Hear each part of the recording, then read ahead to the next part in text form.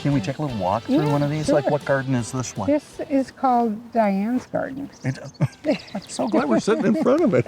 So I started this garden as kind of like a showcase for some of the heirlooms that gardeners could see growing, give them ideas about what you could do in a small space, and then give them ideas about having some wildness in your garden. Because that's where the action is, because that's where the pollinators live, beneficial insects, and it's beautiful.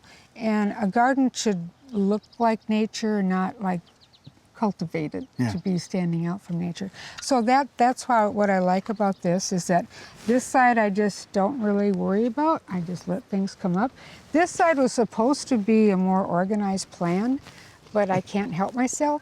So all these volunteers come over here and I think, yeah, this sort of ties it together and has that look of not planning, but it really was planned.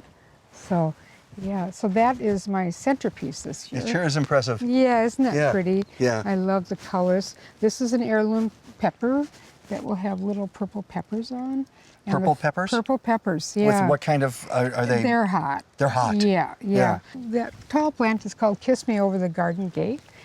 And it's got those little pink plumes on the top. The story was it was grown in Victorian times and it would arch, that little flower would arch into the neighbor's yard and it was sort of like a little romantic hello. Oh, nice. So Kiss Me Over the Garden Gate. Is that what it's called? It's called. Yeah. And then we have the outhouse hollyhock, which over there is an old-fashioned hollyhock that was grown around outhouses back in the day. Actually, I have some growing around that one now, because the women would come to a farm and they didn't want to ask where the facilities were.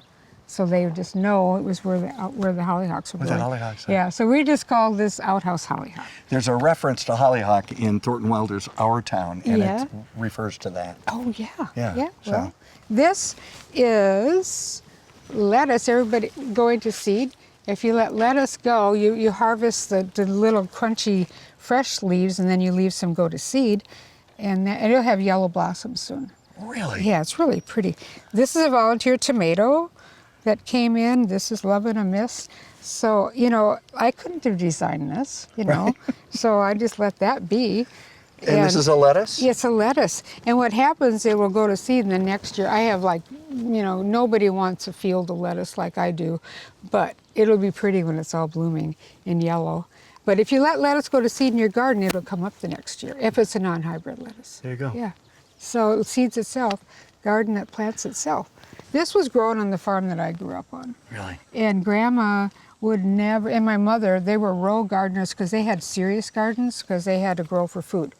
And I get to play with mine. So Grandma wouldn't approve of this because anything, dill could only stay in the garden if it was in the row because they had to keep the row clean and stuff. So we always had dill, but it was always controlled. In the row. Row gardening, yeah. But I don't blame them one bit. They had a mission. They had to feed a family during the Depression with their canning and so forth. And they'd can. They would can. You know, they didn't go to this. My grandmother's grocery list was flour, sugar, coffee, and salt.